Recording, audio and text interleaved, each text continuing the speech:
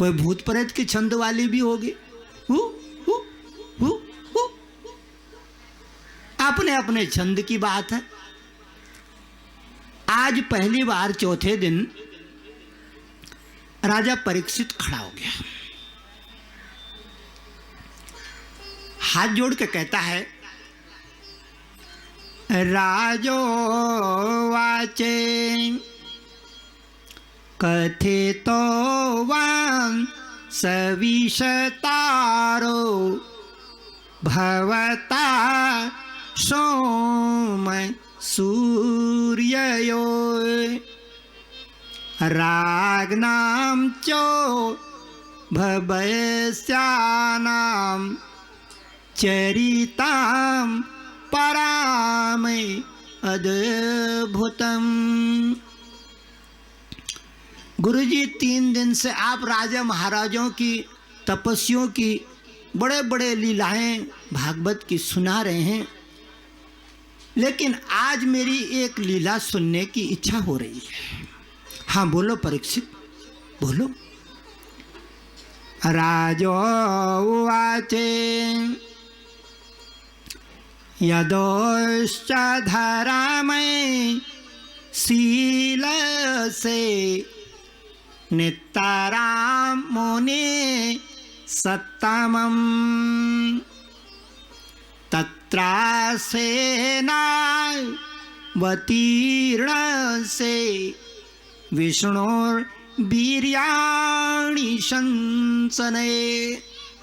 हे गुरुदेव, आज मैं विष्णु भगवान की उस लीला को सुनना चाहता हूँ कि मैंने सुना है नारायण क्षीर सागर त्याग करके गर्भ में आए और बाल गोपाल का लीला इस धरती पे करी।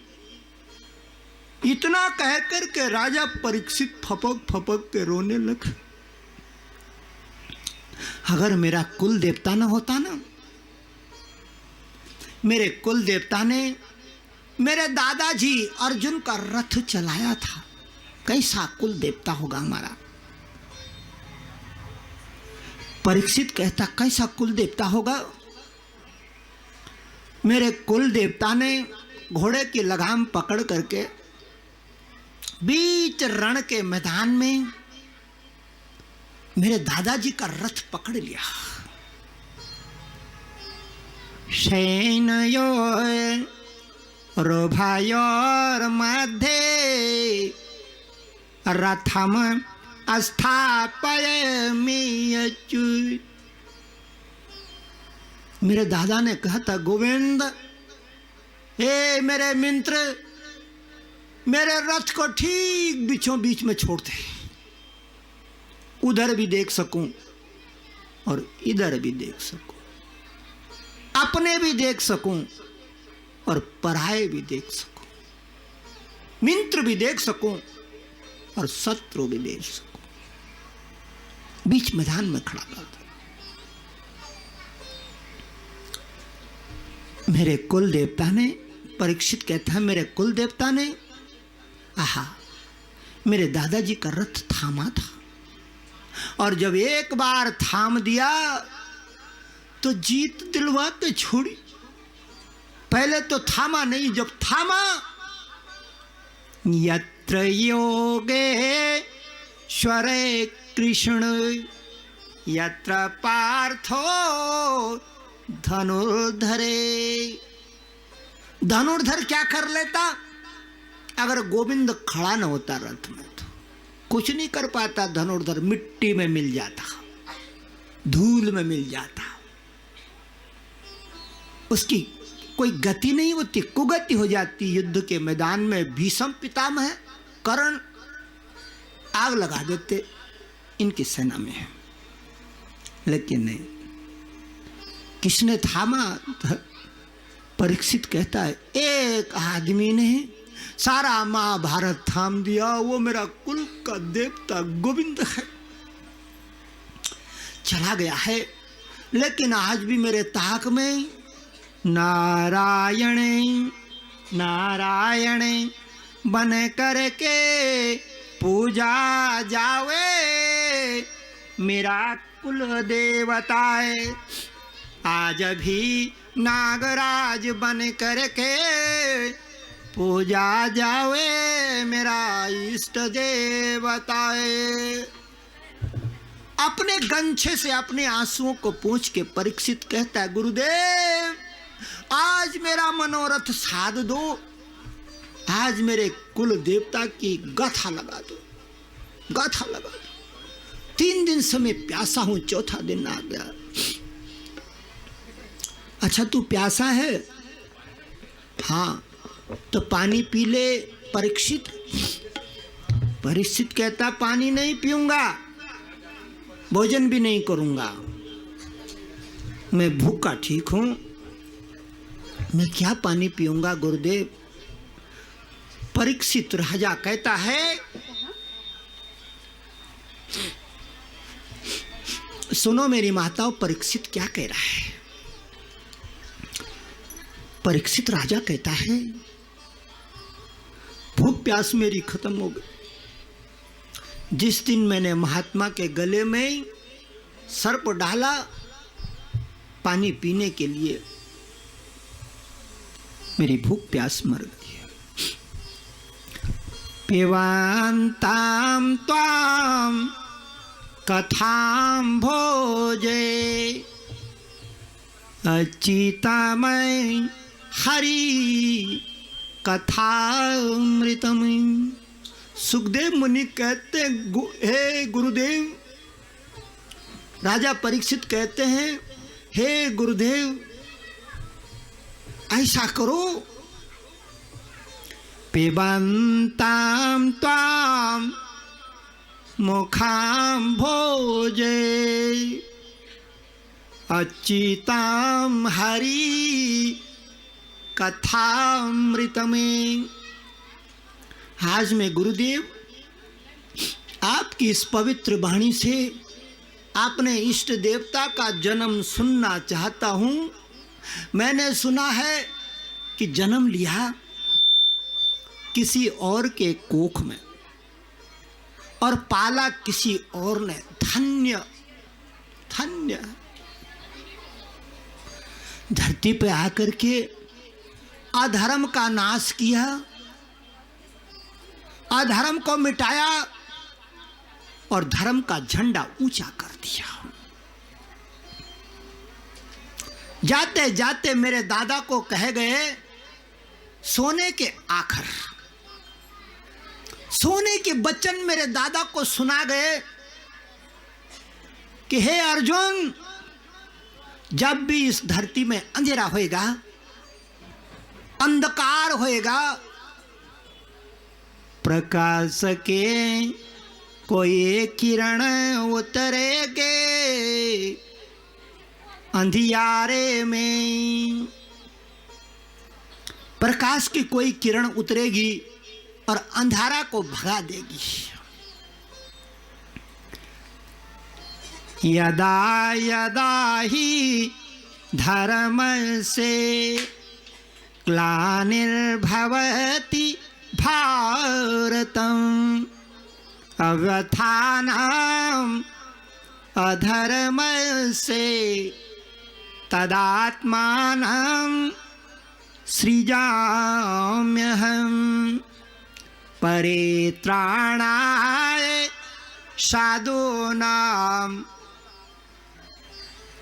साधुओं के परित्राण के लिए, विनाशाय च दुष्कृतां, धर्म संस्थापनार्थाय संभवामि युगे युगे। धर्म संस्थापनार्थाय संभवामि युगे युगे। ये सोने के आखर हैं, स्वर्ण अक्षर जो गीता में खुदे हुए हैं। मेरी बहनों, आज भी हमारे भागवत में गोवर्धन का जन्म की गाथा गाई जाएगी और आज भी आएगा। बस देखने वाली नजर चाहिए, आज भी आएगा, क्योंकि भागवत में लिखा है कि जहां भी भागवत होता है तो आता है बोलने वाले के वाणी के स्वरों में, और बजाए अपने 7 सुरों की सरगम। तो आता है बोलने वाले के गले में, और बजाता है स्वर्ग की वीणा। देवदत्ता मीमां वीणा, स्वर ब्रह्म विभूषिता, मूर्छयित्वा हरि कथां गायमाना शराम्यहं। आज भी तू आएगा बैकुंठ से बोलने वाले की वाणी में। आज भी तो आएगा स्वर्ग से बोलने वाले की अखियान में, और बरसेगा आंसुओं के रूप में इस सूखी धरती पर। धरती का कंठ सूखा हुआ है। सुखदेव मुनि चौथे दिन का पुराण सुना रहे थे। राजा ने अपना छंद मांग दिया। मैं सुनना चाहूं गुरुदेव, मैं गुरुदेव सुनना चाहता हूं कि मेरा कुल देवता जिसने इतना बड़ा महाभारत उठा दिया वो जलमा है। बस मेरे को जलम की कथा सुना दो गुरुदेव, जलम की कथा सुना दो। मेरा हृदय का भाण तर पतर हो जाएगा।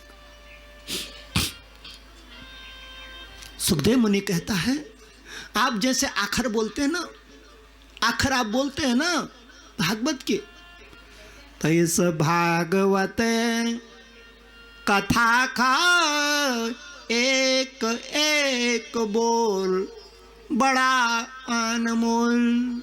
गुरुदेव बड़ा कीमती वचन आप अपनी वाणी से बोलते, क्या दूं आपको? मेरे पास तो देने के लिए कुछ है भी नहीं, सब छोड़ छाड़ के बैठ गया हूं। आपको क्या दूं? मैं आपको देना चाहता हूं, मैं दानी बनना चाहता हूं, लेकिन कुछ है नहीं मेरे हाथ में। गुरुदेव आपका एक एक आखर आहा कितना कीमती है। दंडवत हो गए राजा परीक्षित, मट्टी में लोटपोट हो गए। आज गुरुदेव जन्म की कथा सुनाएंगे और मैं बैठ करके सब देवी देवताओं के साथ में कथा सुनूंगा। सुखदेव मुनि चौथे दिन हुआ, विचार करने लगे, जन्म की कथा गानी है। हाँ अच्छा, कथा गानी है जन्म की, लेकिन मेरे को क्या पता कि जन्म कैसे हुआ है। मैंने तो सुना ही है, पोथी में देखा तो है नहीं, मैंने तो सुना है। ऐसा करता हूं, अपने इष्ट देवता को, अपने कुल देवता को क्षीर सागर बैकुंठ से बुलाता हूं और उनसे प्रार्थना करता हूं, मेरे बस का नहीं है, मेरे बस का नहीं है। परीक्षित क्या कह रहा है? राजा महाराजा की कथा सुनाती तो सुना भी देता, बड़े बड़े वीरों की कथा सुनानी होती तो सुना भी देता। आज ये राजा ने क्या कर दिया?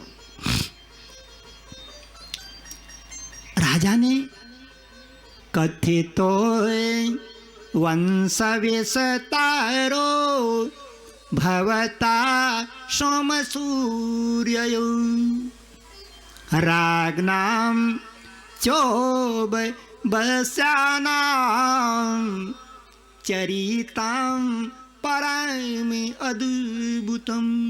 इस अद्भुत चरित्र को सुनाना है। सुखदेव मुनि हाथ जोड़ के उस अदृश्य को बुलाने लगे।